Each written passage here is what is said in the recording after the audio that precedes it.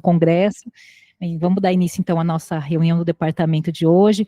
Hoje quem vai falar com a gente é o professor José Paulo Guida, vai falar um pouquinho do trabalho que ele está fazendo no nosso ambulatório de violência sexual, né? Provavelmente logo, logo ele estará assumindo esse ambulatório e ele que está cuidando dessas nossas pacientes. Bom dia a todos e todas. Primeiro agradeço aí ao convite da doutora Cássia.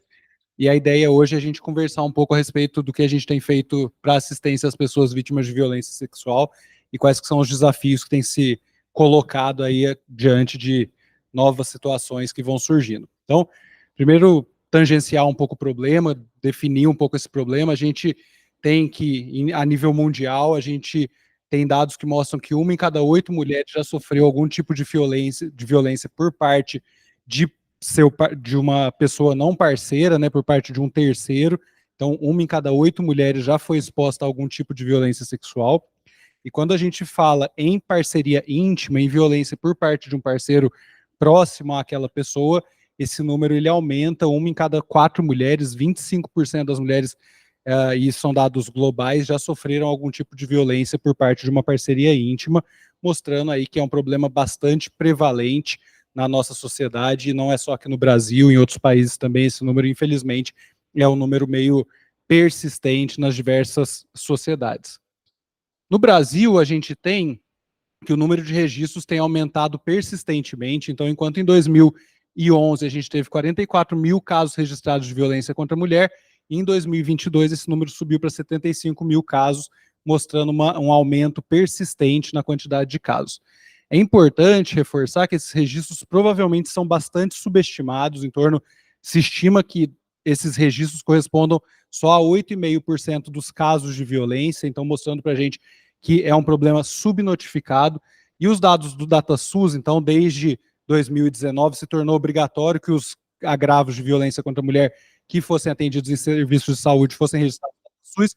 Eles mostraram para a gente que só 3.931 casos foram registrados, mostrando que provavelmente esses registros são feitos em menor quantidade do que deveriam ser de fato feitos.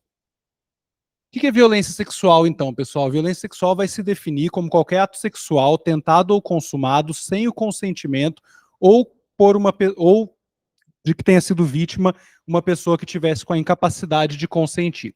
Quem que é incapaz de consentir? Quem está com perda temporária ou incapacidade permanente de consentir, e as pessoas com menos de 14 anos. Pessoas com menos de 14 anos necessariamente são consideradas pessoas incapazes de fornecer um consentimento adequado. E o que vai incluir a violência sexual? Vai incluir o estupro, a coerção sexual, o contato sexual com força ou ameaça, o assédio, os contatos sexuais indesejados, o casamento e o namoro infantil. Então, a definição de violência sexual é uma definição bastante ampla, que mostra pra gente que qualquer situação que tenha ocorrido algum ato sexual sem um consentimento adequado, vai ser considerado como um ato de violência. E o que é o consentimento?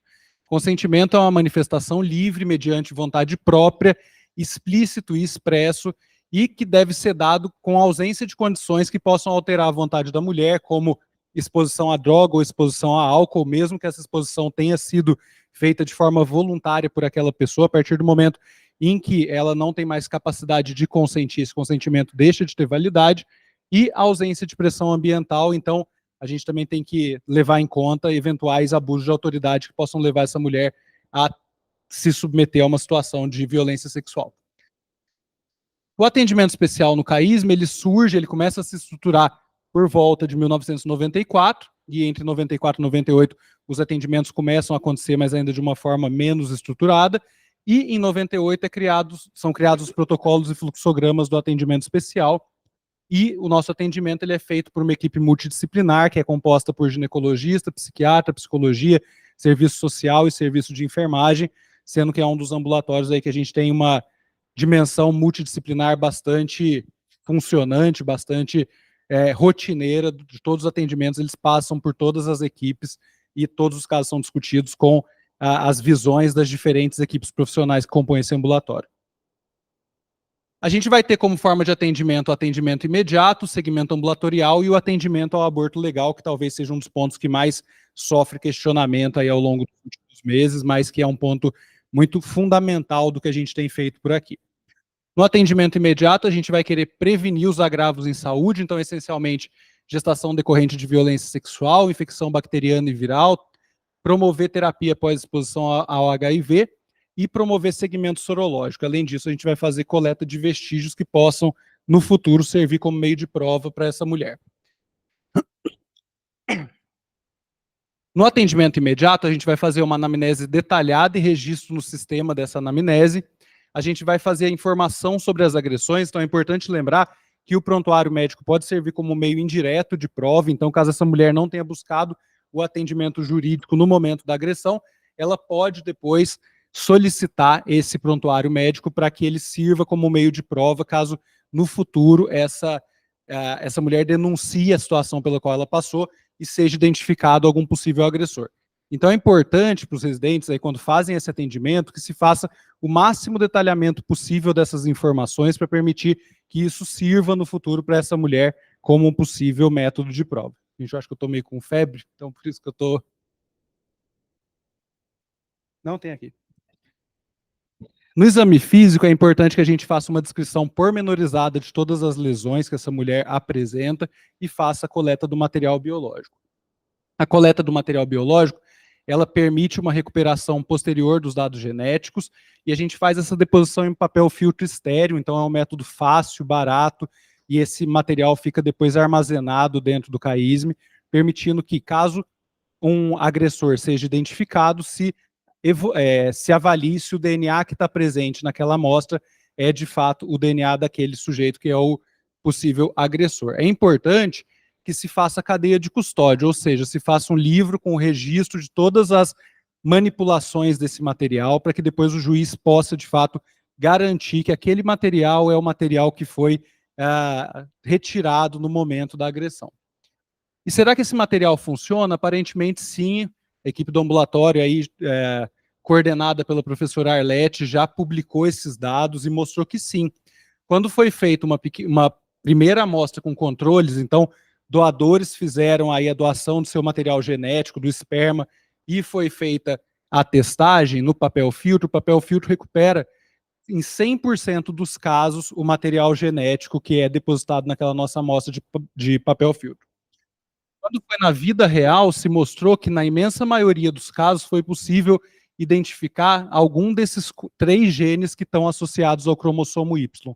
Então isso mostra que sim, essas amostras de material estéreo, às vezes no atendimento, vocês podem achar, será que isso serve mesmo? Sim, serve, tem uma recuperação muito grande das amostras, e isso pode possivelmente já ter levado à condenação de pessoas aí que foram envolvidas em violência sexual. Como esse processo corre em segredo de justiça, a gente não tem o resultado efetivo, mas em nível de pesquisa a gente consegue demonstrar que esse material ele é importante.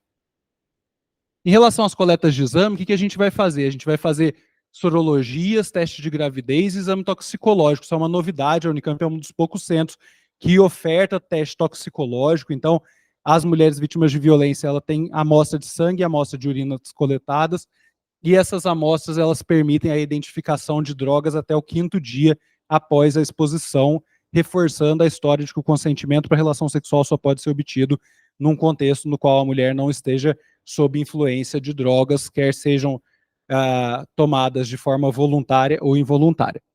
E também aqui na Unicamp a gente oferece o teste de secreção vaginal através da pesquisa molecular de RT-PCR para clamídia e para gonococo. A gente tem ofertado isso desde o início do ano, no sentido de aumentar o diagnóstico dessas 2 ISTs e permitir um tratamento mais adequado para as mulheres que são atendidas.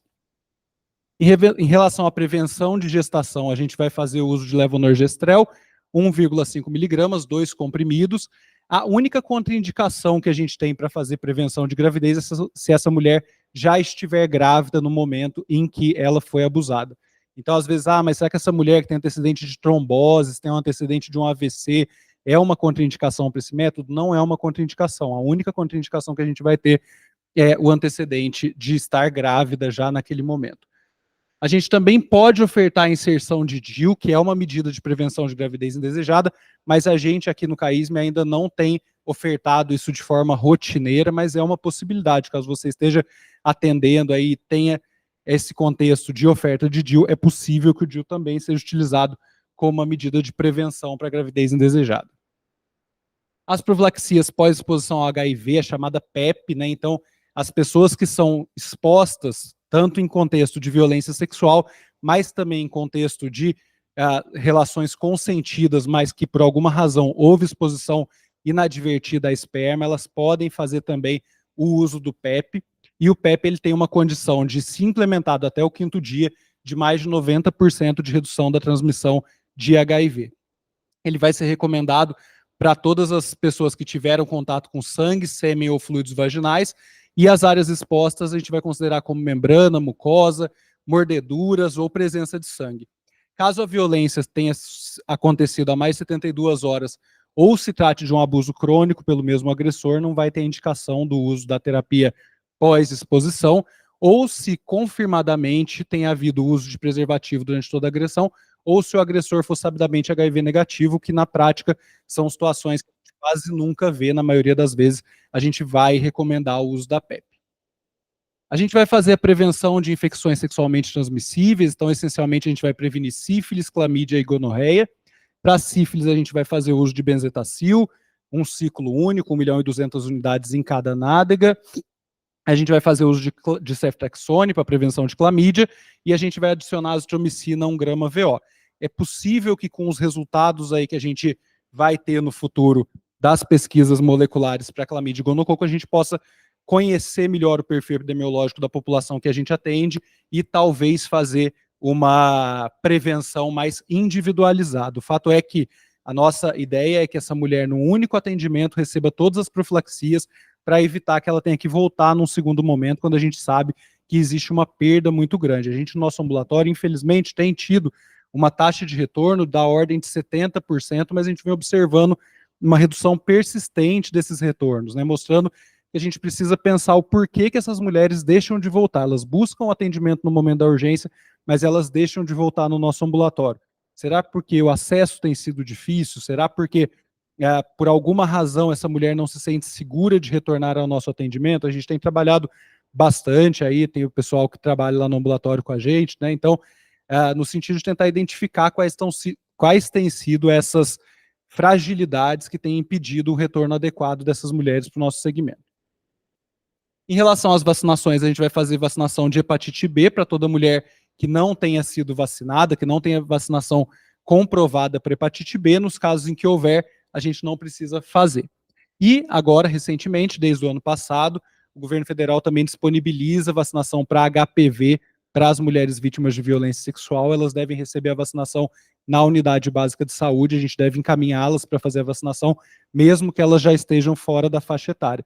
Então, até os 45 anos, a pessoa que é vítima de violência sexual pode ser encaminhada para essa realização de vacinação na rede básica. A gente não tem disponibilidade da vacina aqui no CAISM ainda, possível que a gente consiga um convênio, um acordo com o CRI para ter essas vacinas aqui no futuro. Isso a gente tem conversado para ter essa disponibilidade, sempre nesse sentido de a mulher fazer todas as medidas necessárias no seu atendimento à violência, na sua consulta, no seu primeiro atendimento. Em relação às notificações, toda violência sexual é notificada ao núcleo de segurança do paciente para que seja feita a notificação ao sistema de vigilância em agravo sexual.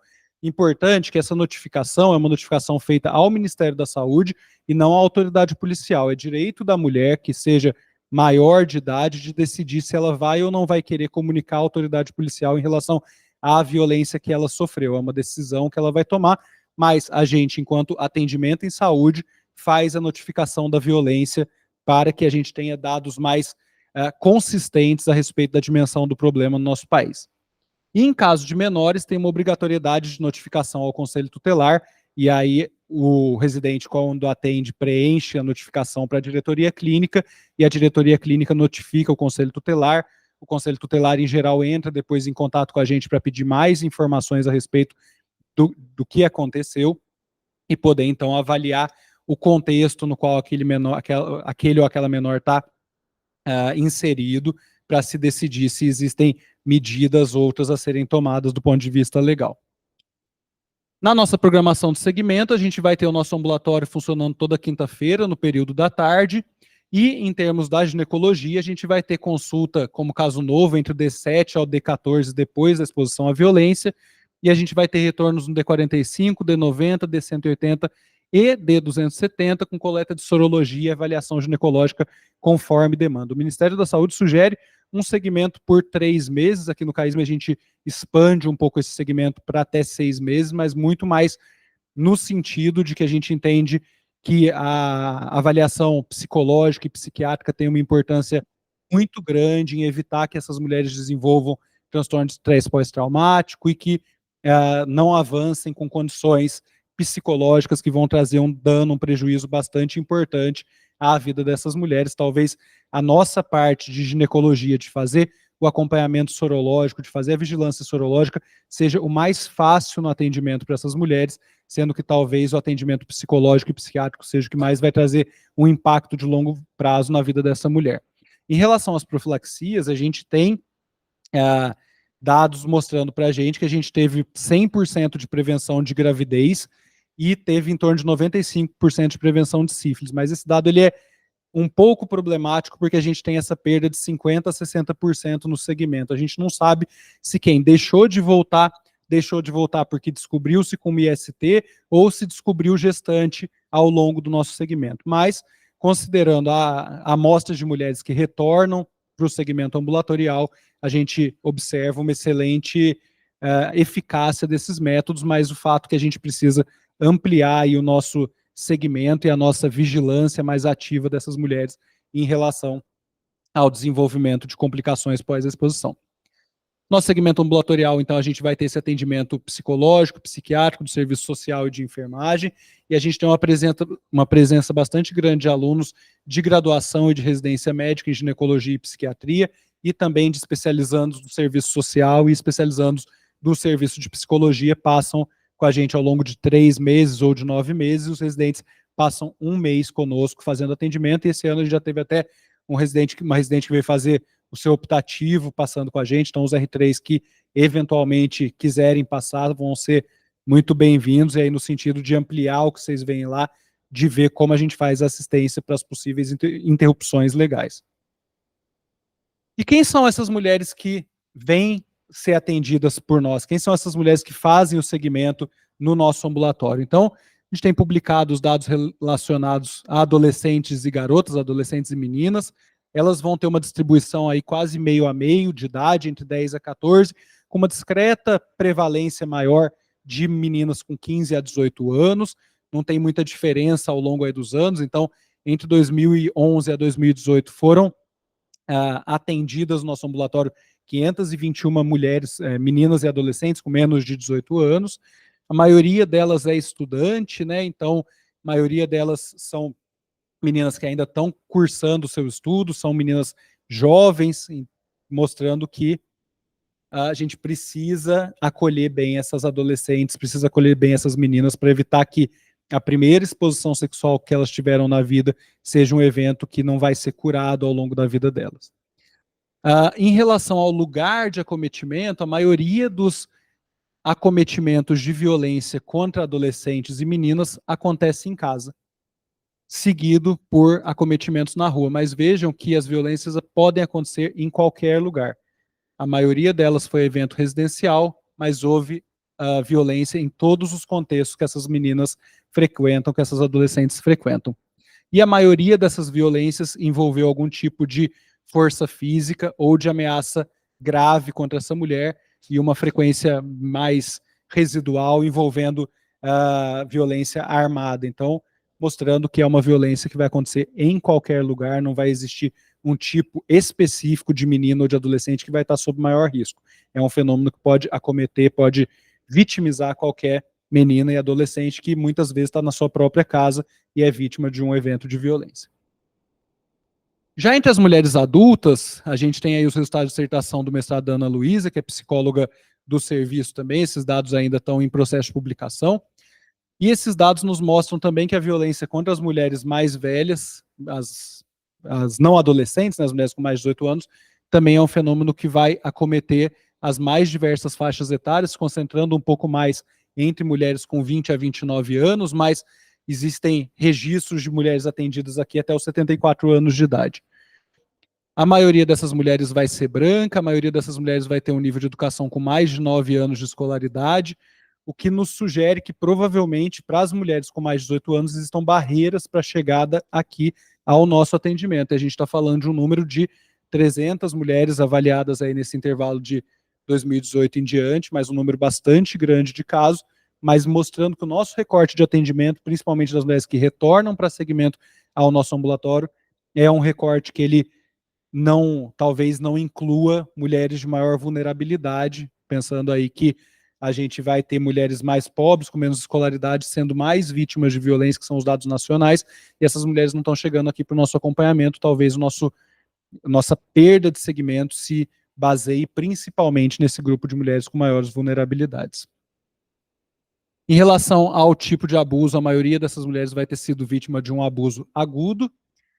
O agressor vai ser desconhecido em quase metade dos casos e a maioria desses casos vai ter sido, vai envolver algum tipo de violência física junto com a violência sexual, quer seja ameaça, quer seja violência física consumada, quer seja violência física tentada, mostrando novamente que o fenômeno da violência, infelizmente, é um fenômeno muito democrático que vai poder acometer todo tipo de mulher, qualquer tipo de mulher, qualquer idade que essa mulher tenha, qualquer condição social que essa mulher tenha, e reforçando esses dados, provavelmente eles representam uma amostra curta da nossa população, já que só 8,5% dos casos vão procurar atendimento em serviço de saúde. E será que essa história de fazer o segmento funciona? Será que isso é bom? A gente tem feito aí esse segmento por mais tempo? Parece que sim. Os dados, então, da dissertação da Ana Luísa mostram para a gente que lá no primeiro mês, quase 60% das mulheres vão ter algum sintoma psicológico importante, com prejuízo ao seu dia a dia, quer seja como ansiedade generalizada, quadros depressivos, quadros psíquicos os mais diversos, e conforme o segmento vai persistindo, a frequência desses sintomas vai baixando aí para menos de 10%. A gente não consegue estabelecer aí uma causa e efeito, mas certamente o fato de se ter um acompanhamento psicológico recorrente, um acompanhamento médico recorrente, traz algum benefício para essas mulheres retornarem, reconstruírem as suas vidas.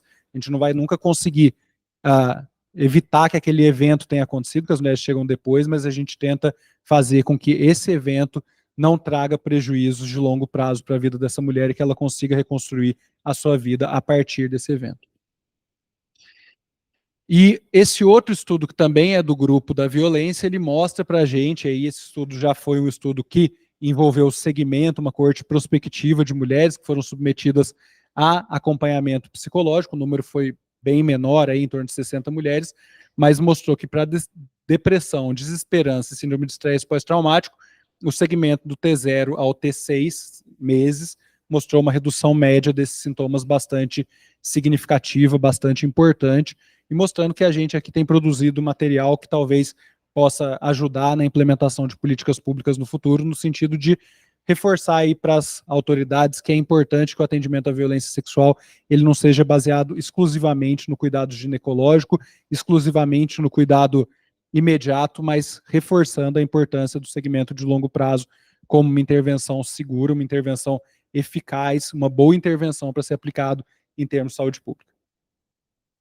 E a nosso terceiro eixo de ação no ambulatório, nosso terceiro eixo de acompanhamento no ambulatório é o atendimento às gestações decorrentes de violência sexual. No Brasil, o Código Penal ele extingue a punibilidade do aborto em 3 situações. Então, quando é uma gestação com risco de vida à mulher, esses casos acabam sendo mais acompanhados pela divisão de obstetrícia, que vai definir o grau de risco clínico daquela mulher. A gente vai ter os casos de gestação decorrente de violência sexual e os casos de anencefalia, que é a única malformação que se pode fazer a interrupção sem a necessidade de uma autorização judicial. Os procedimentos eles são regulamentados pela Portaria 1508 de 2005 e se estabelece que toda maternidade que seja vinculada ao SUS tem obrigação de ofertar a atenção ao aborto legal, mas a gente sabe que aqui no Brasil só 3% dos municípios têm serviços que façam atendimento de abortamento legal e certamente muito mais municípios têm maternidades vinculadas ao SUS, mostrando novamente uma dificuldade de acesso. Essa dificuldade de acesso vai levar a quê?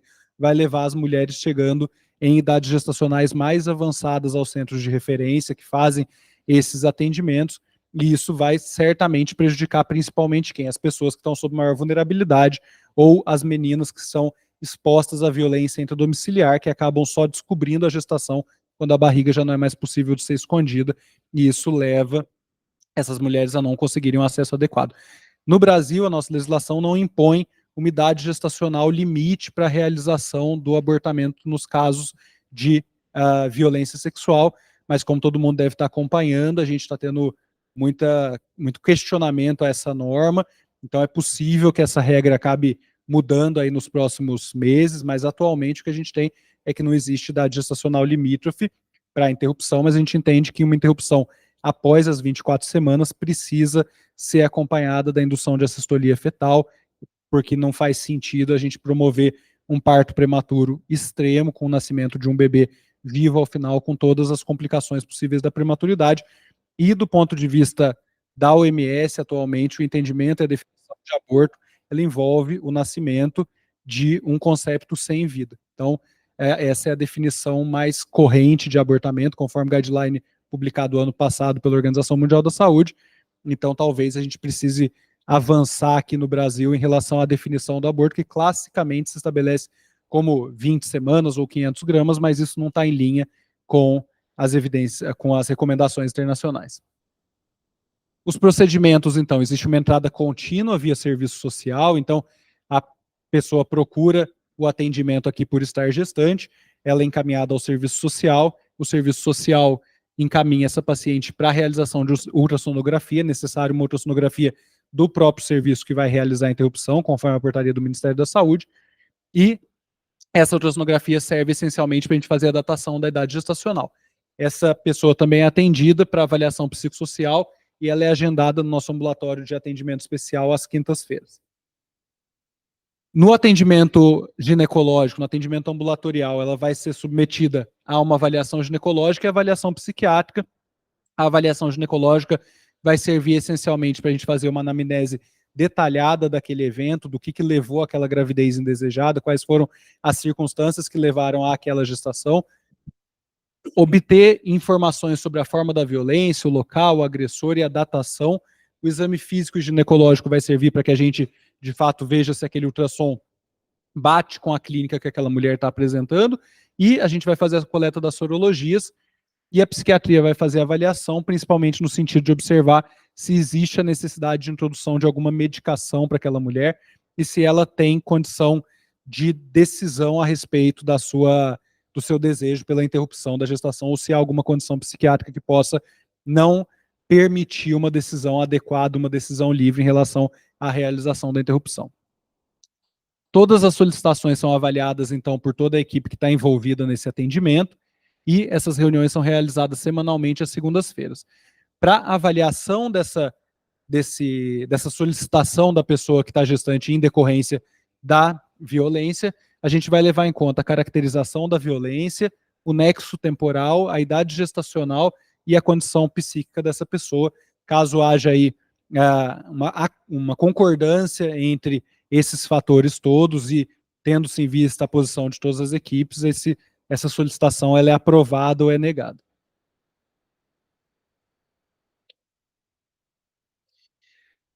Em caso de não atendimento das condições, a gente faz o encaminhamento para o pré-natal, então essas pessoas gestantes aí em decorrência de violência são seguidas no pré-natal aqui do CAISM.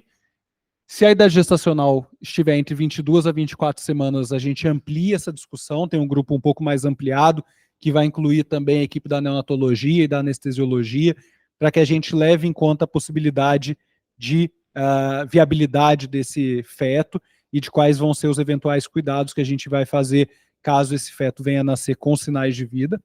E com idade gestacional acima de 24 semanas, a gente tem adotado a postura de negativa da solicitação por procedimento essencial que está proibido pelo CFM atualmente, mas essa é uma coisa que está em acontecimento ainda, a gente não sabe de que forma isso vai avançar. Anteriormente, a portaria do CFM, a procuradoria aqui da Unicamp coloca que não é possível que a gente faça essas negativas, porque a lei não coloca isso como uma situação para a pessoa que busca atendimento ter menos de 24 semanas. Então, a gente, como uma universidade que está dentro do Sistema Único de Saúde, né, um hospital que está dentro do Sistema Único de Saúde, não pode criar uma regra que impeça acesso a direitos, mas, infelizmente, a gente sabe que existem muitos questionamentos para essas interrupções mais tardias. Se aprovado, então, nos casos em que há aprovação, essa mulher volta no retorno ao ambulatório na quinta-feira subsequente para que se faça a programação da internação.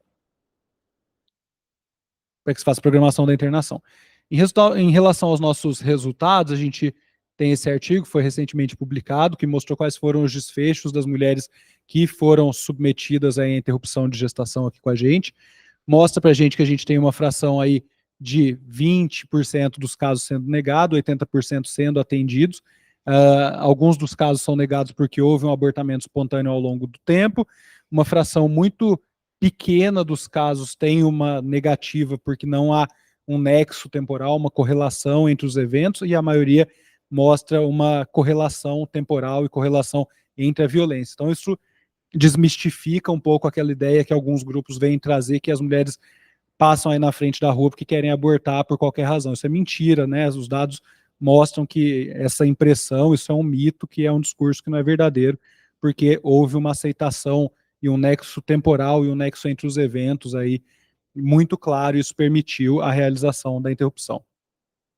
E quem que são essas mulheres que fazem essa interrupção com a gente? Então, também, distribuição de idade total aí, desde 10 anos até 43 anos, a gente teve casos de interrupção de gestação aqui no nosso serviço. A maioria delas também são mulheres brancas, a maioria delas são solteiras, e a maioria delas tem de 9 a 11 anos de escolaridade. Novamente, reforçando a nossa impressão de que existem barreiras para a chegada, e é isso que a gente vê quando a gente se depara com gestações mais tardias. Quem chega aqui mais tardiamente? São mulheres muito pobres, são mulheres muito jovens, são mulheres que foram vítimas de violência íntima, de violência domiciliar, na verdade, ou por pai ou por padrasto, e quando elas chegam aqui é porque já não existe mais condição de se esconder a gravidez, e aí, em decorrência disso, elas são trazidas para o atendimento. Em relação aos documentos, a gente faz um relatório médico, que ele é assinado pelo ginecologista, a gente tem a ata da reunião, que é assinada por todos os participantes, e pela paciente ela faz um relato circunstanciado de próprio punho, ela relata quais foram os eventos que levaram àquela gestação decorrente de violência, ela assina um termo de consentimento autorizando que o procedimento de interrupção seja feito, e ela assina um termo de responsabilidade de que as informações prestadas são verdadeiras. Então, todos esses documentos estão previstos na portaria 1508, e a gente segue essa portaria estritamente, a gente não faz nada fora do que essa portaria prevê, e esse é mais um ponto, não é? A mulher, ela assina um termo de responsabilização, colocando que as informações que ela está prestando são verdadeiras. Às vezes as pessoas ficam assim, mas e se eventualmente essa informação não for verdadeira? Bom, o slide anterior já mostra que a quantidade de informações que não se mostraram aí conclusivas ou concordantes foi muito pouco, e ainda assim, caso essa mulher traga informações que não correspondem à realidade, não é a gente, como equipe médica, que se responsabiliza por isso. Isso para qualquer atendimento. Infelizmente, para o atendimento na situação de aborto, a gente sempre tem uma desconfiança. Mas, como prática médica, a gente sempre pode estar diante de informações que não sejam verdadeiras, e a gente não faz todo esse auê, né? Para os procedimentos de interrupção, essa mulher vai ser internada em enfermaria de ginecologia, dia preferencial vai ser às sextas-feiras, porque existe a possibilidade que essa mulher depois precise fazer algum procedimento cirúrgico, como uma aspiração manual intrauterina ou uma curetagem. Então, estar internada na sexta-feira, quando no sábado não tem rotina cirúrgica, permite que esse procedimento seja realizado com mais rapidez. Em geral, a gente vai fazer manejo medicamentoso, com o uso de misoprostol. A indução de abortamento com o uso de misoprostol é a forma mais segura que a gente vai ter para fazer essa interrupção de gestação, e caso se faça necessário, se faz a complementação com o procedimento cirúrgico, com a realização ou de AMIU, que tem sido o nosso meio preferencial, ou de curetagem. A gente também tem começado a pensar um pouco a respeito aí de políticas de redução de danos para aquelas mulheres que buscam conosco aí a questão da interrupção de gestação, porque independente da lei, independente da negativa ou aceitação, a pessoa que quer fazer o abortamento vai ter acesso a fazer esse abortamento fora daqui. Então é importante que a gente pelo menos oriente essa mulher de que talvez o uso de misoprostol seja a forma mais segura para esse cumprimento dessa vontade dela, caso ela vá fazer fora aqui do nosso ambiente de segurança, caso tenha havido alguma negativa ou caso tenha tido alguma dificuldade de acesso. É importante que a gente pense também em redução de danos para essas pessoas. Pós-interrupção, a gente vai fazer o segmento no ambulatório por 3 meses, coleta de sorologia e checagem do AP, e o material que é eliminado, ele fica armazenado na patologia por 5 anos, em álcool, permitindo que, caso, ao longo desse tempo, haja a identificação de algum possível agressor, se faça a confrontação de teste de DNA para que se observe se houve, se é possível a identificação do possível agressor. Então, em relação aos aspectos legais, o atendimento em saúde para agravo de violência sexual, imediato à gestação, não se confunde com assistência jurídica. A mulher não precisa trazer um boletim de ocorrência, não precisa trazer qualquer tipo de documento no momento desse atendimento. O atendimento em saúde é uma coisa, o atendimento jurídico é outra coisa. Essas coisas podem se confundir ao longo do tempo, mas um não obriga o outro, né? Então, a mulher que recebe aqui o nosso atendimento médico, a porta de entrada dela tenha sido aqui, ela é orientada, ela é encaminhada a buscar o atendimento jurídico e vice-versa, mas uma coisa não exclui a outra, uma coisa não obriga a outra. E não é obrigatória também a autorização judicial para interrupção de gestação decorrente de violência sexual. Todo o procedimento ele é feito sem qualquer necessidade de comunicação à autoridade judiciária, à autoridade policial, exceto nos casos de mulheres menores de 18 anos, quando aí sim é necessário que se faça essa comunicação. Um outro ponto que é importante, que a gente acaba não pensando muito, é que toda gestação em mulheres com menos de 14 anos, ela é um estupro presumido. Então, toda gestante que chega aqui no nosso pré-natal com menos de 14 anos, a questão da interrupção de gestação tem que ser discutida com essa mulher, com essa menina, porque eventualmente ela tem uma relação consentida, ela com 13 anos, e a pessoa que teve a relação com ela tem 22, 23 anos. Imaginar que uma menina de 13 anos tem capacidade de consentir adequadamente com uma relação com uma pessoa de 23, 24 anos, é um esforço retórico muito importante, que eu não consigo imaginar uma menina de 13 anos apaixonada por um cara de 25, 30 anos e permitindo esse consentimento. A mulher em atendimento à violência também deve ser tratada com vista à beneficência, à não maleficência. Acho que esses são os princípios aí bioéticos que guiam o nosso atendimento em qualquer contexto e também no contexto do atendimento à vítima de violência. Elas têm direito à privacidade, à manutenção do seu sigilo em todas as etapas do tratamento. Então, a gente deve tomar muito cuidado com essas pacientes que estão internadas para interrupção de gestação, se de fato conhecer detalhes da dinâmica do estupro, detalhes da dinâmica da situação que levaram ela a estar gestante, são importantes para a gente no momento que ela está internada lá na enfermaria da gineco para colocar miso. É importante que todo mundo saiba qual foi o contexto daquela violência. Não é absolutamente irrelevante no contexto da assistência ginecológica que se conheçam esses detalhes. Então, cada vez mais eu tenho pensado a esse respeito de que essas informações talvez não precisem ficar tão disponíveis assim como elas ainda são hoje. As mulheres também que são vítimas de violência, que em decorrência da violência vão passar por uma interrupção de gestação, têm direito a uma adequada analgesia, e esse é um ponto que a gente tem que refletir se a gente de fato tem promovido a analgesia adequada para as mulheres que são internadas nesse contexto de assistência ao abortamento, e isso é uma reflexão que a gente tem que fazer dentro da enfermaria, dentro dos atendimentos no plantão, se de fato a gente tem sido bastante liberal com a prescrição de analgesia, ou se a gente segura um pouco mais a analgesia nesses casos. Importante que cada um de nós faça essa reflexão para tentar melhorar a nossa assistência. E, por fim, lembrar que a objeção de consciência é algo que ela é individual, mas a instituição não tem consciência, portanto não tem como objetar uma consciência que não tem, né? É da pessoa física, não é da pessoa jurídica. Então, eventualmente, alguns de nós podem ter objeção de consciência em relação aos procedimentos, mas a instituição não pode ter essa objeção.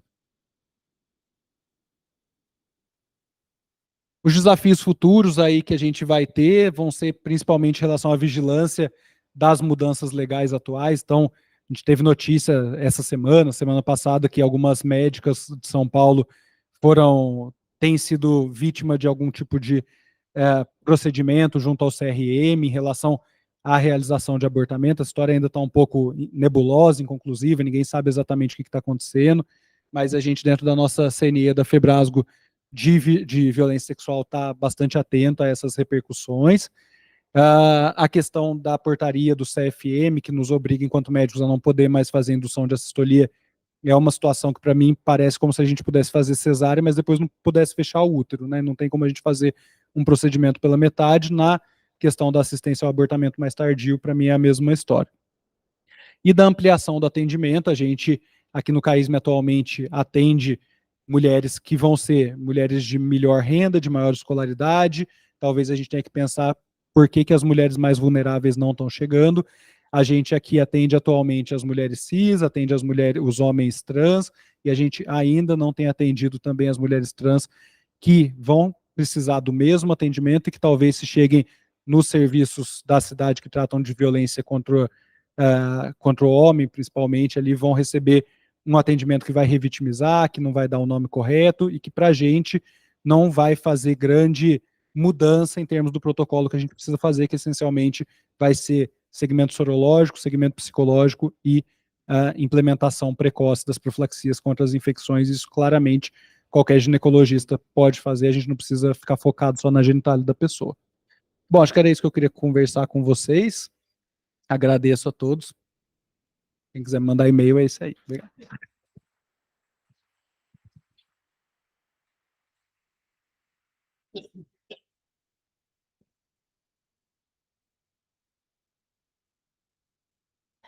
Obrigada, Zé, pela sua apresentação, foi excelente. Agora está aberto para perguntas.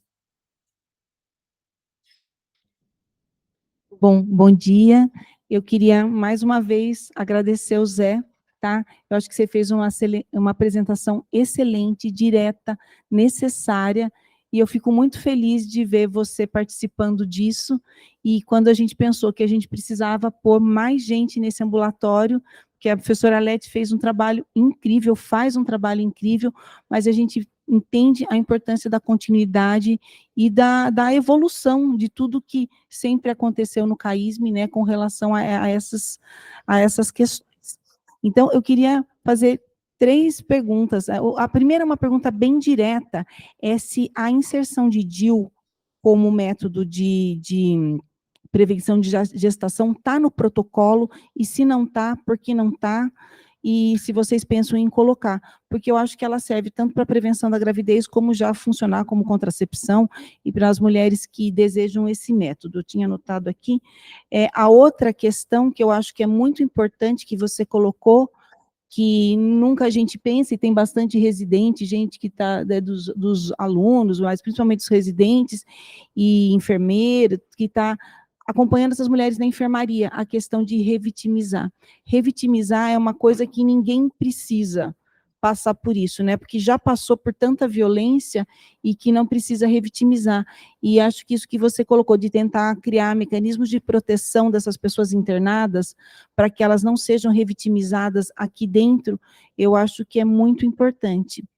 Depois, parabenizar pela inclusão, né? A gente tem discutido, a gente estava junto na banca desse último trabalho da professora Arlete, da inclusão das mulheres trans nesse contexto de atendimento de violência dentro do Hospital da Mulher, né? Porque os homens trans são atendidos aqui, mas as mulheres trans não são ainda. E da importância, né, de garantir direitos sexuais reprodutivos diante de toda essa questão que está acontecendo. A gente está junto na Comissão Nacional Especializada de Violência Sexual e Aborto Previsto por Lei, e essa questão de suspensão do procedimento de assistolia é bem isso. Queria te parabenizar de novo pelo exemplo. Abrir o útero e não fazer esterografia, né? Então, é fazer o procedimento pela metade. Então, parabéns, tá? Eu fico muito feliz de estar trazendo esse tema, de ver a sala cheia, e uma coisa aqui de direitos sexuais reprodutivos que a gente precisa garantir para todas as pessoas. Parabéns, viu? Obrigado, professora. O DIU, a gente ainda não tem ele protocolado, mas pelo Ministério da Saúde é possível de se colocar, mas a gente aqui ainda não tem feito, e a discussão que existe dentro do grupo é a seguinte: você colocar o DIU, você vai de fato está garantindo evitar melhor as futuras gestações. Só que, eventualmente, também você pode expor essa mulher a um risco de que, se uma situação de abuso crônico, ela continuar nesse ciclo de abuso crônico, e aí agora ninguém mais vai saber porque ela não vai engravidar. Então, essa é uma discussão que se coloca, assim, eu concordo, acho que a gente deveria ofertar mais, mas esse é um ponto que se coloca com certeza. Então, é uma dificuldade aí que a gente tem. E da história da resolução, para mim é muito clara a história de que é muito espuma, no sentido que a gente aqui faz a maioria das interrupções até as 14 semanas. E aí, quando se lança, e a fração de casos acima de 24 semanas é extremamente baixa, vai ser 1 caso por ano, 2 casos por ano, quando muito. Só que quando você lança luz nisso, você pode começar a questionar as interrupções mais precoces, e é o que as pessoas que têm interpretações diferentes das nossas a respeito de direito sexual e reprodutivo querem lançar a luz sobre as interrupções mais precoces que são realizadas de forma mais rotineira, né? Infelizmente, eu acho que é esse o caminho que essas pessoas querem buscar.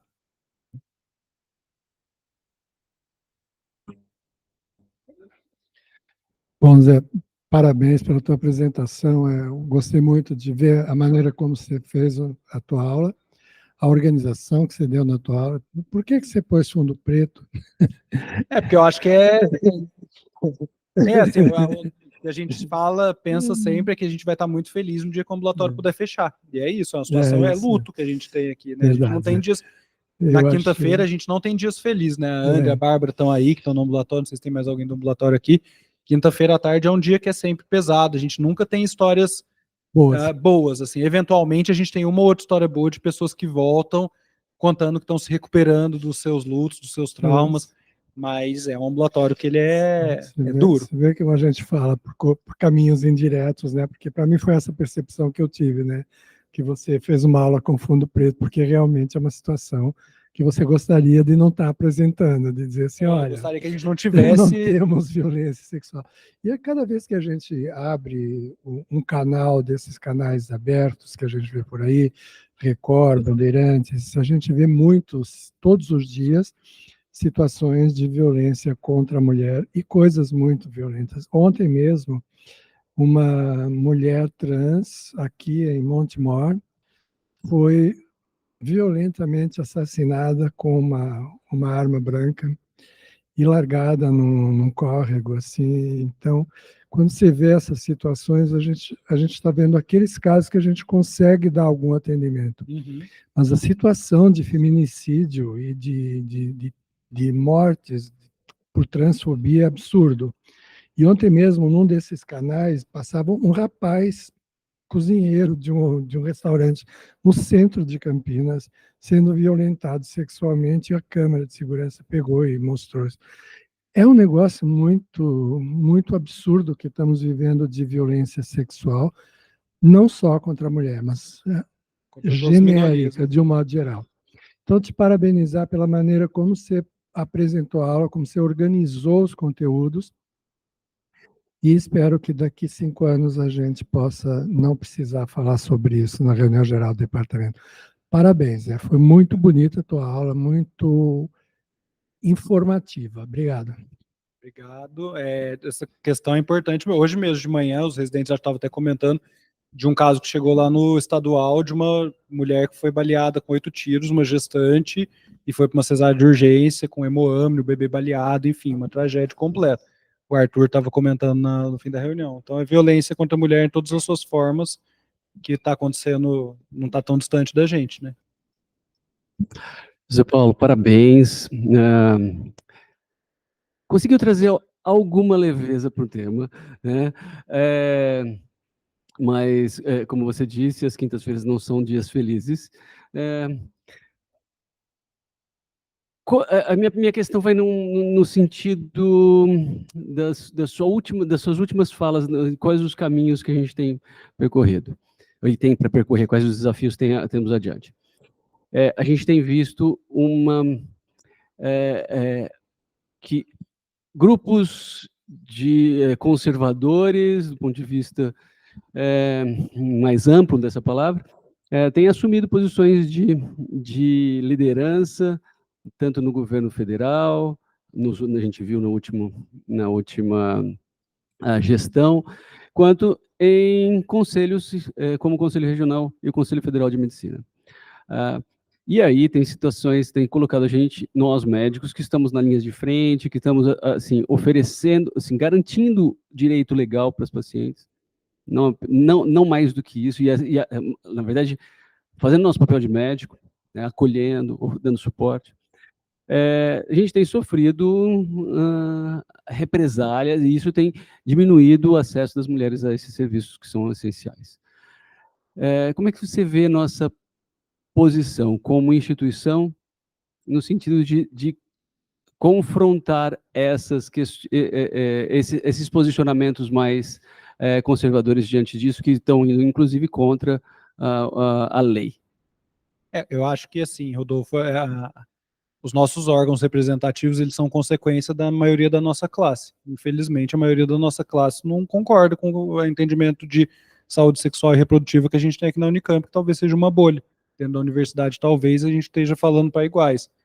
Então, como comunicar, como falar diferente, como, sabe, a maioria da classe médica é conservadora e vai continuar sendo, não concorda com o que a gente faz.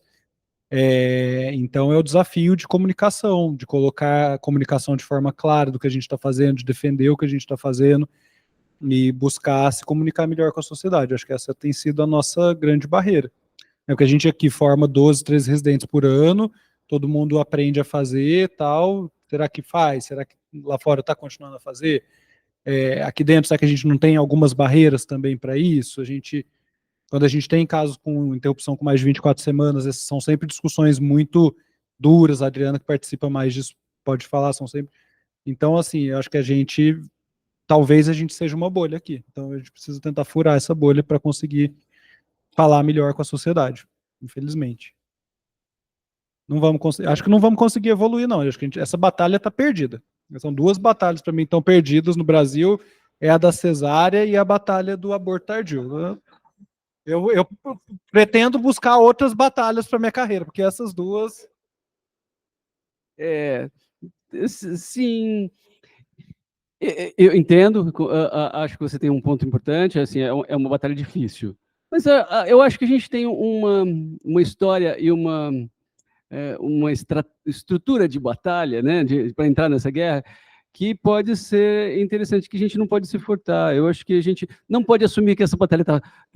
Eu ainda sou otimista em relação a isso. E acho que aquilo que você está fazendo, que está mostrando que a história do ambulatório e tudo mais, mostra justamente o contrário. Eu acho que você está mostrando que você está dentro dessa batalha e tem condição de brigar por isso. E em termos mais institucionais, assim, a gente tem dentro da CNE da FEBRASO, que tem a professora Fernanda, que é a vice-presidente, eu que sou um dos membros, a gente tem trabalhado bastante dentro da CNE, a gente tem tido reuniões quase semanais, então tem pesadas também, e a gente tem tentado se posicionar das mais diversas formas. A gente liderou a história da nota que a FEBRASO lançou, infelizmente essa nota foi cassada 2 dias depois, enfim, e foi 2 dias depois. Ela foi publicada de uma forma, 6 horas depois ela foi totalmente emendada, e aí 2 dias depois você não acha mais ela no site. Então, é um desafio, mas o departamento tem participado desses fóruns aí de discussão. Parabéns, a aula foi bastante esclarecedora para quem não está acostumado, né, com esse tema, e foi leve, como a maioria das pessoas falaram, e, de fato, né, a gente talvez viva numa bolha, a gente está tentando furar a bolha, né, com o recebimento, né, esse ano que passou e o começo desse ano, a gente recebeu 3 solicitações aí de interrupção acima de 22 semanas. Para isso, a gente organizou rapidamente um grupo de trabalho dentro do CAISM para discutir esses casos.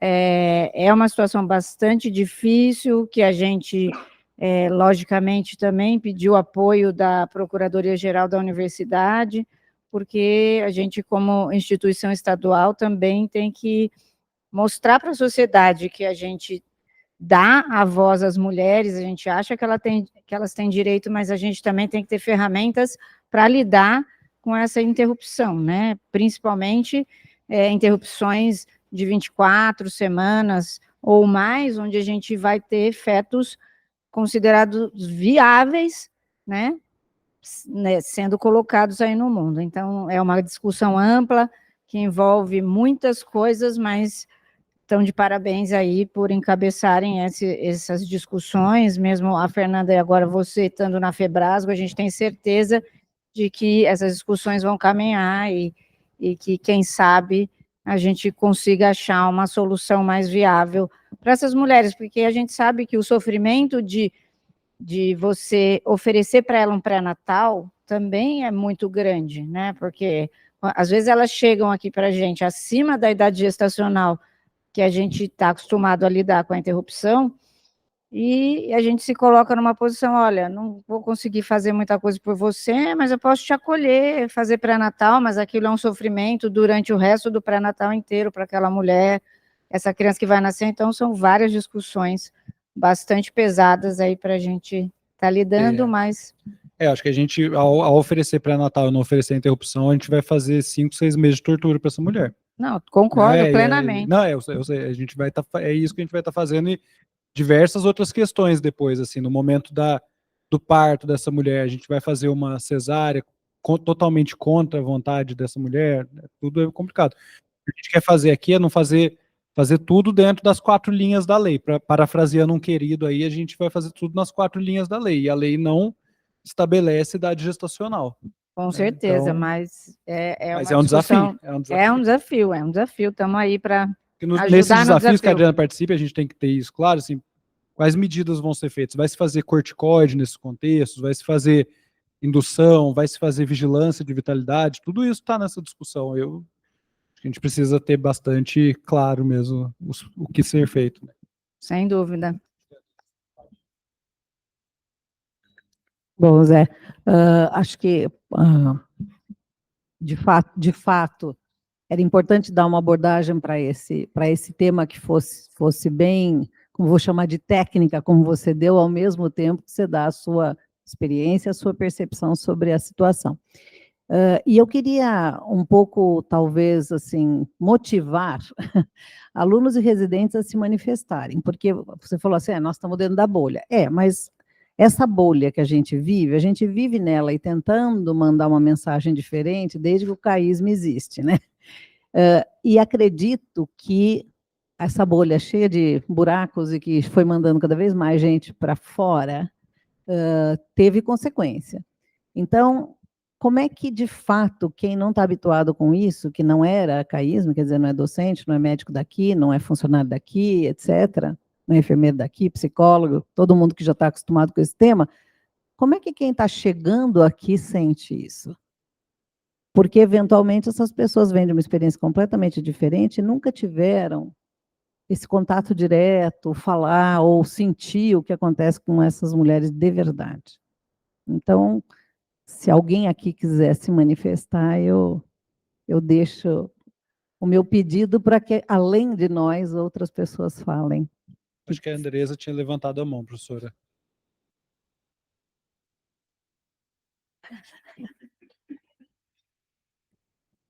Queria primeiro parabenizar de novo o Dr. José Paulo. Eu tive a oportunidade, eu fui uma das pessoas que fez o optativo no ambulatório, porque eu queria entender um pouco melhor como funcionava. Eu acho que trazer esse assunto para a reunião, até respondendo o Dr. Rodolfo, acho que trazer à luz esse assunto é uma forma de combater a onda conservadora. Eu acho que, assim, fazendo um paralelo, se a gente não aferir a pressão das gestantes, a pré-eclâmpsia não vai deixar de existir. Talvez essas pessoas morram longe da gente e não entrem nos nossos dados, mas vai continuar existindo. Então, não falar de violência, não atender essas mulheres, não enxergar isso, dá essa falsa impressão de que a gente está distante, que isso não existe, mas não deixa de existir. E embora a gente tenha um serviço tão estruturado, a gente sabe que os direitos da mulher não são permanentes. A gente tem que ficar em luta, em busca o tempo todo para que eles sejam mantidos. A Arlete fala muito sobre isso, sobre a dificuldade de construção do ambulatório e também da manutenção dele. Porque, como a doutora Eliana trouxe, as pessoas estão transformando aqui, né? Entre novos residentes, novos técnicos, novos enfermeiros, e é um assunto muito questionado por todas as pessoas. Então, quando a gente não tem clareza do processo, principalmente do abortamento, como isso se dá, isso gera mais dúvidas e torna mais difícil. Então, o que eu queria colocar é que, além de falar disso, a gente precisa falar de técnica. Eu acho que o doutor tem assumido esse lugar de discutir como vamos fazer, né? Qual a melhor técnica, qual a melhor forma, como a doutora Surita também trouxe sobre a parte de revitimização. O que pode ser revitimização?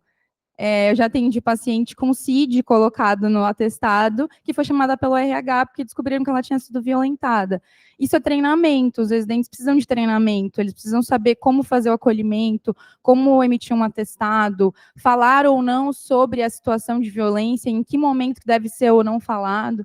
Então, eu queria parabenizar, eu acho que eu vejo essa diferença de quando eu entrei para agora. Não, os R1s na recepção deles, isso foi bem abordado, acho que tem sido mais falado, e levantar que tudo é treinamento, como a gente tem treinamento para outras coisas, é importante que a gente tenha treinamento para atendimento, acolhimento, segmento na enfermaria dessas pacientes, e da própria indução do aborto, realização do AMIU, nesses casos que não são abortos comuns, né? São pacientes vítimas de violência, acho que era isso. Com certeza, eu acho que é importante, a gente tem estação de pré-eclâmpsia, tem estação de parto, tem estação, mas de violência a gente não tem. Eu acho que é importante incorporar, com certeza, nas recepções e treinamentos. Eu acho que eu vou até comentar um pouquinho assim, né? Eu já participei um pouco desse ambulatório, eu sei que como isso não é fácil, né, eu sou um pouco mais antiga que o Zé, assim, um pouquinho só. Mas assim, né, a doutora Arlete não está aqui, mas a Andrea, que está muito tempo no ambulatório, sabe que assim, né, realmente foram batalhas que foram ganhando esse ambulatório, né, e batalhas assim, não só com o pessoal de fora, às vezes com a equipe de dentro mesmo. Eu lembro de muitas discussões que isso tinha, assim, né, então é um pouco cada dia. Eu acho que hoje em dia está se falando mais nisso, né, está se tendo mais essa exposição para os residentes, para a equipe, para todo mundo, então eu acho que isso acaba melhorando um pouco todo esse convívio, mas a gente sabe que ainda tem algumas dificuldades, assim, né? Eu não estou agora diretamente no ambulatório, mas a gente está na enfermaria e a gente sabe que ainda tem umas dificuldades. Eu acho que é importante isso estar sendo falado em reunião, está sendo sempre discutido, né? Porque é uma forma da gente conscientizar todo mundo e tentar melhorar o atendimento para essas mulheres, que realmente é um ambulatório muito pesado mesmo. Eu lembro que eu sofria muito quando eu ficava nesse ambulatório.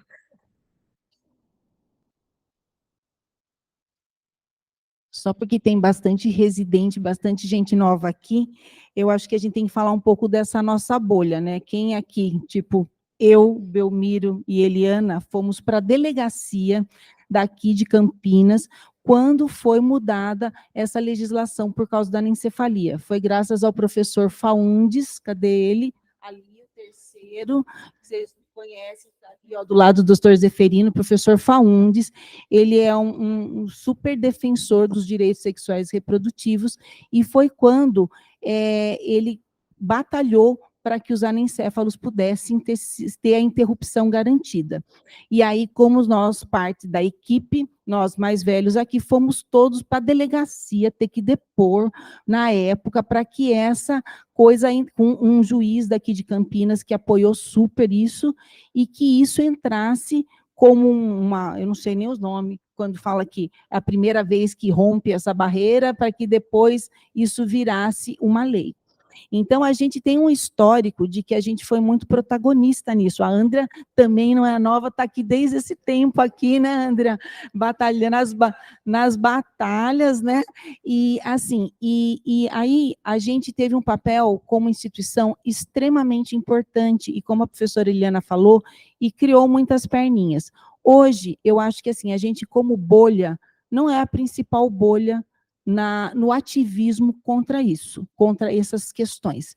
Mas a gente não pode esquecer esse nosso papel e a gente tem que tentar retomar. Eu não quero ser a principal escola, não quero ser onde nasceu, a gente não tem que competir por essas coisas, a gente tem que se unir. Hoje a gente tem lugares no Nordeste, tem lugares em Minas Gerais, que tem uma visão e tem uma facilidade no cuidado maior que a nossa aqui.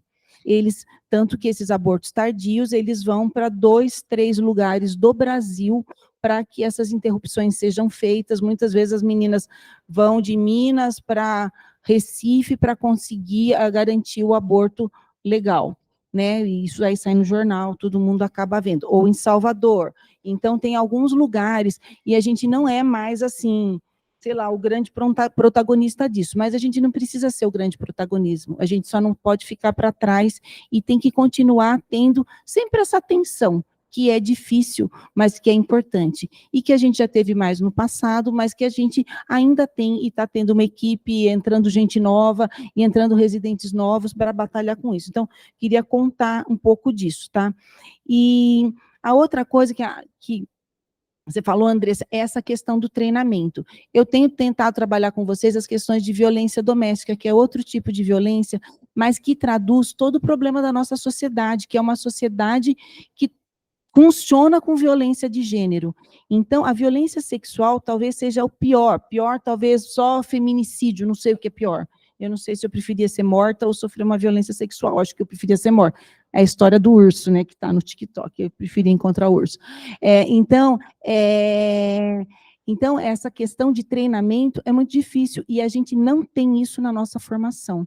E eu estou tentando muito trabalhar para a gente começar a abordar questões de violência, porque é difícil, é ruim, é pesado, mas a gente precisa, e concordo 100% com você, Andressa, a gente precisa trabalhar o treinamento, porque tudo é treinamento, e existem formas da gente se treinar para essas coisas ruins também, para que seja menos difícil para a gente, e que a gente fira menos quem a gente está cuidando, né? E mais, última coisa que eu quero falar é o pré-natal. Gente, eu fiz mais de 20 anos o pré-natal de adolescentes. Vocês falarem para mim o que foram as coisas mais difíceis que eu fiz lá. Eu me sentia que nem aquela juíza que falava para a mulher, aguenta mais um pouquinho essa gravidez, porque a hora que você vai fazer o pré-natal dessas pessoas, e eu não sei quem aqui da obstetrícia está acostumado a fazer esse pré-natal, porque eu fiz muitos. Era a pior coisa para mim, era atender pré-natal de uma mulher estuprada. Esses dias a gente atendeu uma... É a pior condição que tem, porque você está dando um atendimento para uma pessoa que você quer ser a mais empática possível, mas não tem, gente. Não tem bom. Não tem como ser bom. É uma situação que quem é contra tinha que vivenciar. O médico lá do CFM que fala contra tinha que atender assim, umas 3 na vida, para ver aonde pega aquela pessoa que chega para ser atendida em frangalhos. Então, assim, estou meio assim, contando uma experiência pessoal, mas porque é muito pesado mesmo. E se é pesada a interrupção, o segmento da gestação, vocês podem ter certeza que é muito pior, tá? Porque vai ter desdobramentos outros. Então, não tem bom, né? É tudo horrível, tá? É o que eu sempre conversava com a Dalva, não tem como ficar bom. Depois de uma violência, não tem como ser bom. Não tem como ser bom seguir a gravidez, é ruim também, o aborto é pesado, e mesmo que nem tenha gravidez, é tudo muito pesado, é muito difícil ficar bom depois, né? Mas é isso. Eu queria parabenizar o Zé e todo mundo aqui, eu acho que é muito importante o trabalho que todos vocês fazem e trazer essa discussão para a gente. Até acho que a gente aprende muito na postura de vocês, de como vocês enxergam as pacientes, o cuidado que vocês têm, acho que além do que a gente pode aprender tecnicamente, esse tipo de aprendizado é muito importante, e é um aprendizado que a gente só aprende vivendo, só na residência, ele não tem nos livros para a gente aprender. E acho que outro ponto que eu queria trazer para a discussão aqui seria sobre como acontece a rotina das interrupções. Por exemplo, às vezes acontecem algumas situações em que as pacientes, elas colocam vários misos, vários e vários e vários misos. E elas ficam na enfermaria muito tempo, uma internação prolongada, recebe vários toques. Se talvez a gente não precisaria repensar ou estabelecer um protocolo de um limite. Vai ser realizado tantos. Se ela não eliminar até lá, a gente pensa em tomar uma conduta ativa, para a gente tentar diminuir a permanência, o sofrimento daquela paciente, para ser o mais curto possível. Eu acho que a gente tem que seguir estritamente o protocolo da Gineco sobre aborto e se ele for seguido, essa situação não vai acontecer. Infelizmente, o que acaba acontecendo é que é isso, assim, um dia é uma pessoa que está, no dia seguinte outra pessoa que está, e de repente a gente vê situações que ficaram 3, 4 dias de internação e é totalmente fora do nosso protocolo. Nosso protocolo é menos de 12 semanas, coloca-se um MISO, passou um tempo para reavaliação, não houve eliminação, é a 1000. É mais do que 12 semanas, é de 3 em 3 horas, 800, e a literatura fala que a maior parte vai eliminar com 24 semanas. Então, 24 horas, desculpa.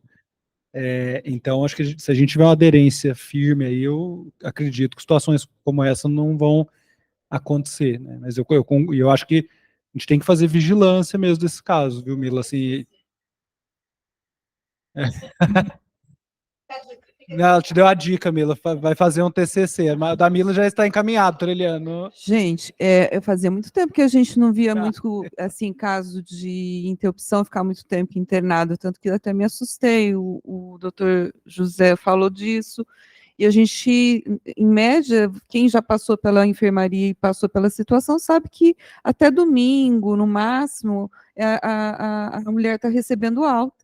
Então, a gente também ficou preocupado, porque isso remete a um tempo que as pessoas tinham dificuldade para olhar para isso, tinham dificuldade de seguir o protocolo, e a mulher ficava até uma semana. E, às vezes, quem tinha realmente o cuidado, o olhar, ia lá e acabava com o sofrimento daquela mulher. Isso com a equipe em volta, né? A gente sabe que tem um ato médico aí, mas a equipe multi correndo atrás dos médicos e pedindo, olha, não está legal essa situação, ela está sendo muito revitimizada, ela está sendo muito afetada por isso, ela está sendo culpabilizada pela situação que ela está vivendo.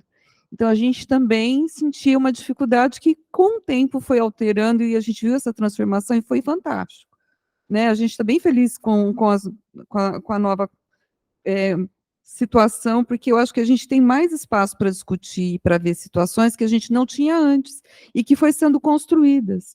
Eu acho que as pessoas que estão na área têm que estar construindo esses arsenal de conhecimento, porque não é sobre você, é sobre o outro. Estar no lugar do outro é difícil, é um lugar diferente. E pelo que a gente tem visto de realidade social, de contexto social, acredito que seja pouco provável que a gente tenha redução dos casos de violência, infelizmente. E quem sai daqui em informação que vai para as áreas de saúde tem que ter muito claro que política pública de atendimento, investimento em política pública, envolve não só o médico, não envolve só a medicação, não, envolve vários setores, envolvem vários profissionais, envolvem um sistema que atenda a pessoa de forma mais totalitária, e principalmente na questão da violência, que não dá para trabalhar sozinho. Ninguém trabalha sozinho. Então, eu acho que a gente vai ter que, tendo essa formação e vendo essas situações em outros lugares, suscitar, discutir com o outro, olha, peraí, isso aqui não está funcionando, vamos sentar com quem aqui nesse meio para a gente conversar e ver o que a gente vai fazer. Vai montar um protocolo de atendimento? Vai ver o que está na portaria? Vai ver o que está na lei? Vamos pensar nesse serviço? Porque tem alguém que a gente vai precisar dar atenção. Pode ser até no consultório privado que vai chegar essas pessoas precisando dessa ajuda. E aí, onde que vocês vão procurar o caminho para essa pessoa receber a melhor atenção, além da ginecológica, dentro do consultório e fora dela? Né? Então, acho que tem vários impactos aí. E é uma discussão que não dá para a gente falar, é os outros que estão falando e discutindo. Não, somos todos nós. Sociedade é todo mundo, né? Não dá para ser metade por meio.